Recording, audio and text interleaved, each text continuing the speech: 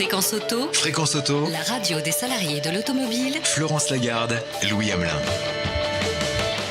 Bonjour à tous, ravi de vous retrouver pour ce tout premier numéro de Fréquence Auto, la radio des salariés de l'automobile.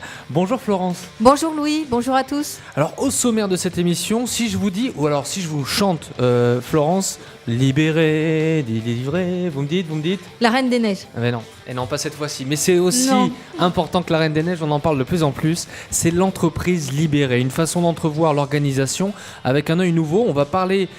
Je ne sais pas si on peut dire concept, peut-être que notre invité ne sera pas d'accord avec ça, mais on va parler de ce concept et plus particulièrement de ce que cela implique comme changement dans l'entreprise. Oui, avec notre invité Pierre Nassif, nous allons nous interroger sur ce qu'est une entreprise libérée. Vous nous direz ce que cela signifie, comment on la reconnaît, est-ce que c'est une réponse au désengagement des salariés que l'on constate aujourd'hui souvent dans les entreprises ? Comment fait-on concrètement pour libérer une entreprise ? Quelles sont les conditions pour que ce soit possible ? Et bien sûr, nous parlerons des résistances au changement. Et puis juste après, ce sera au tour de Patrick Michel qui nous rejoindra, qui est déjà présent. Bonjour Patrick et bonjour Pierre. Bonjour à tous les deux. Vous nous rejoindrez pour évoquer le regard de FO sur ce thème. Vous êtes bien sur Fréquence Auto. On est en direct depuis la Mutinerie, qui est un espace de coworking. Vous connaissez le coworking ? Oui. À Paris, dans le 19e arrondissement, il y a plein de gens qui travaillent autour de nous. C'est un peu comme une fourmilière. Ils nous font le plaisir de nous accueillir ici. On les en remercie. On va commencer l'émission tout de suite avec le répondeur.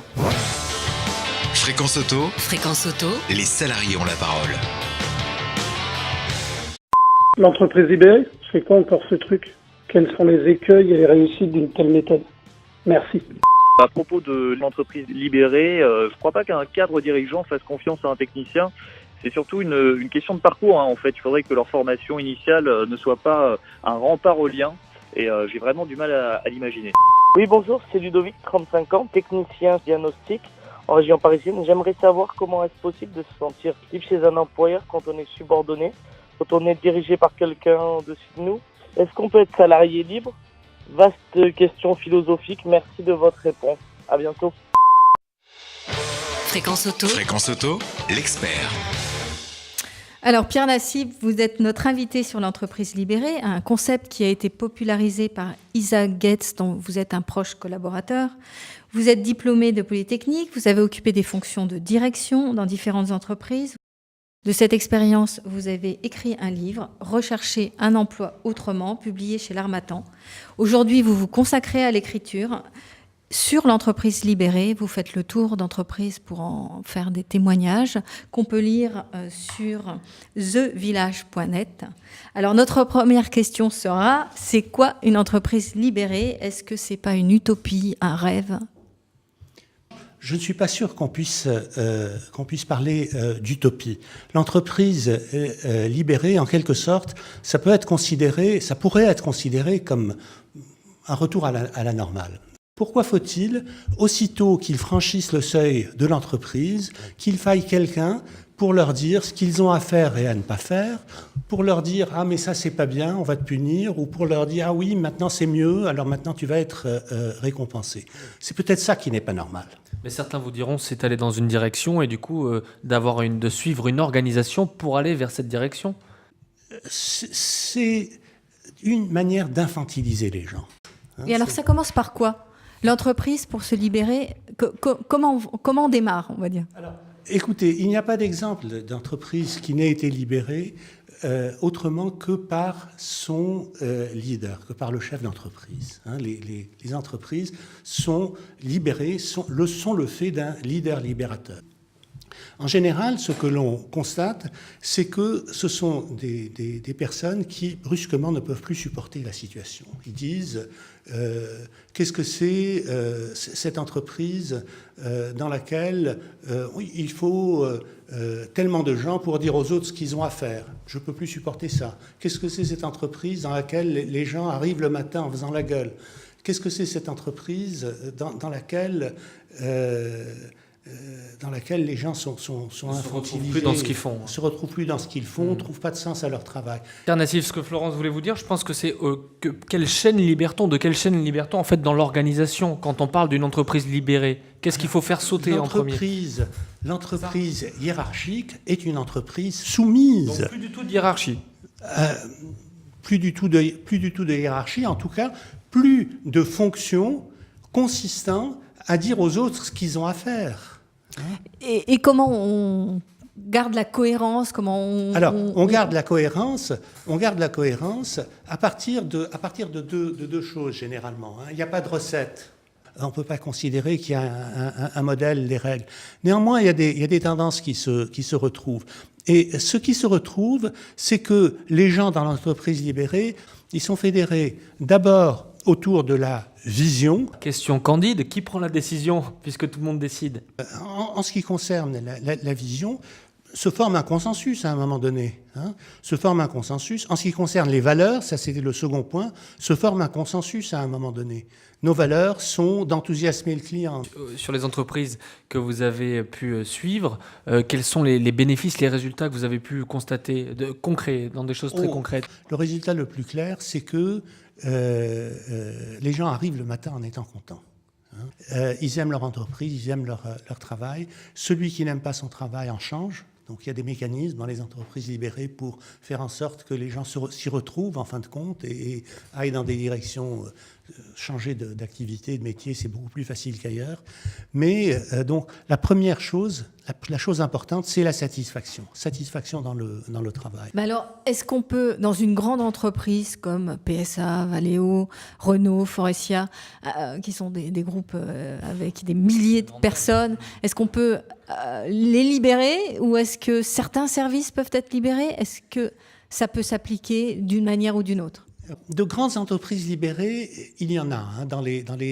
Les pionniers de l'entreprise libérée ne sont pas en France, ils sont aux États-Unis. Et il y a aux États-Unis quelques entreprises libérées de très grande taille. Nous avons aujourd'hui USAA, qui est une compagnie d'assurance qui s'adresse aux vétérans de l'armée américaine. C'est 28 000 personnes et c'est une entreprise libérée. Il y a Morningstar, une industrie de tous les produits autour de la tomate. Bon, c'est une entreprise libérée.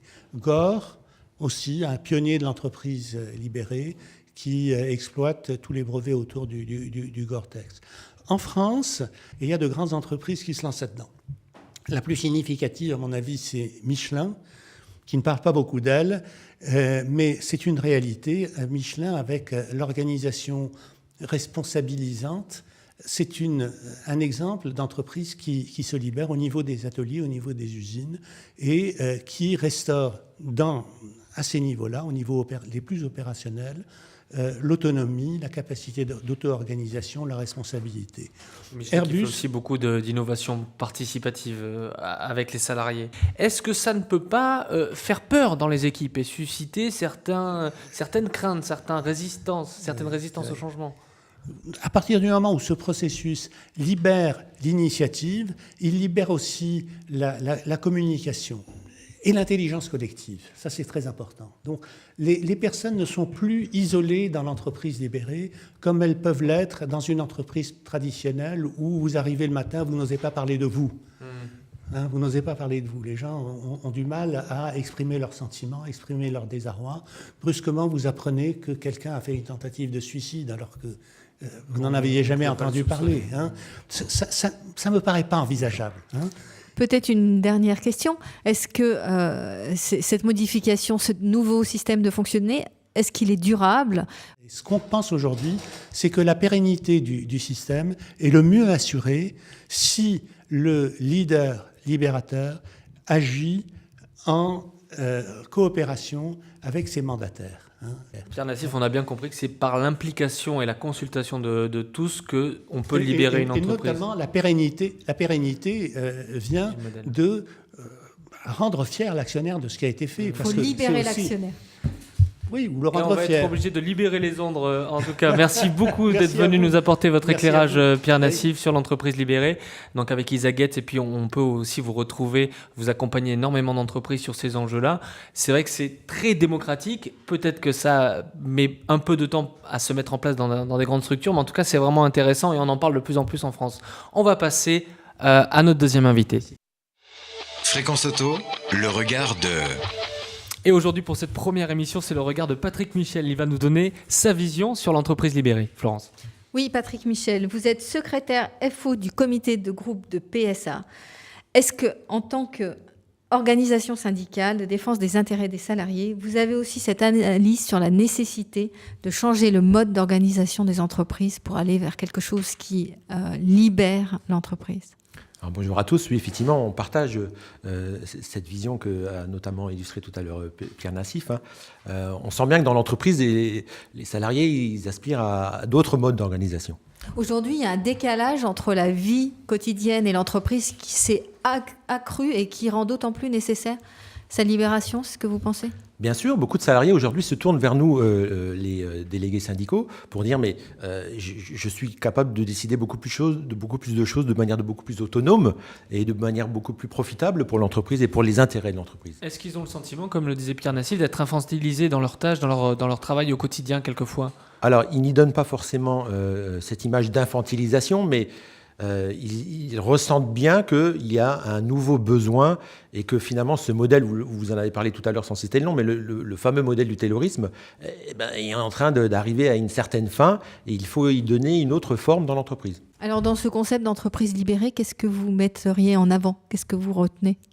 Alors, ce qu'on retient aujourd'hui, l'entreprise libérée, c'est l'employeur qui l'organise. Donc, qu'est-ce que nous dit l'employeur ? L'employeur nous dit l'entreprise libérée, c'est une entreprise où le salarié va être reconnu à sa juste valeur, premièrement. Il va mieux comprendre quelle est l'utilité de son travail dans l'organisation de l'entreprise. Il va mieux comprendre sa contribution aux objectifs de l'entreprise. Ça, nous, FO, nous sommes pour. Car nous avons dit depuis bien longtemps que la valeur du salarié n'est pas que dans son statut professionnel. Elle n'est pas que dans son statut professionnel d'ouvrier, de technicien ou de cadre. Il y a plus dans un salarié. Et d'ailleurs, depuis des années maintenant, quand les salariés viennent nous voir pour avoir de l'aide, finalement, qu'est-ce qu'ils expriment ? Ils expriment que l'employeur, il n'est pas en cohérence avec ce qu'il pourrait apporter à l'entreprise, et en tout cas, l'employeur n'est pas en cohérence avec ce que le salarié attend aussi de l'entreprise. Eh bien, merci en tout cas à tous les deux. On n'aura pas le temps de poursuivre le débat, malheureusement. On arrive à la conclusion de cette émission. Fréquence Auto. Emploi, vie au travail, organisation, digitalisation, Made in France, tous les sujets qui concernent les salariés de l'auto sont dans Fréquence Auto. Et voilà, nous sommes arrivés au terme de cette première émission de Fréquence Auto. Merci à tous les deux, à nos deux invités d'avoir essuyé les plâtres, comme on dit, pour cette première. On se donne rendez-vous en septembre pour une nouvelle émission, Florence. Oui, nous parlerons d'épuisement professionnel avec Jean-Claude Delgen. Voilà, programme de rentrée, c'est sympa. On va parler du burn-out, comme on dit. Vous pourrez d'ores et déjà, vous pouvez le faire maintenant, avant les vacances, nous poser vos questions par téléphone. C'est très simple. Vous appelez le 01 84 25 17 17. 01 84 25 17 17. Vous aurez la possibilité de questionner directement nos invités, comme vous l'avez fait aujourd'hui. Et puis, n'oubliez pas de partager cette émission sur les réseaux sociaux grâce à notre chaîne YouTube Fréquence Auto. Merci beaucoup Florence, à très vite. Merci à tous de nous avoir suivis et à très bientôt sur Fréquence Auto. Fréquence Auto. Fréquence Auto, réécoutez cette émission sur la chaîne YouTube Fréquence Auto et partagez-la sur les réseaux sociaux. Tous les sujets qui concernent les salariés de l'auto sont dans Fréquence Auto.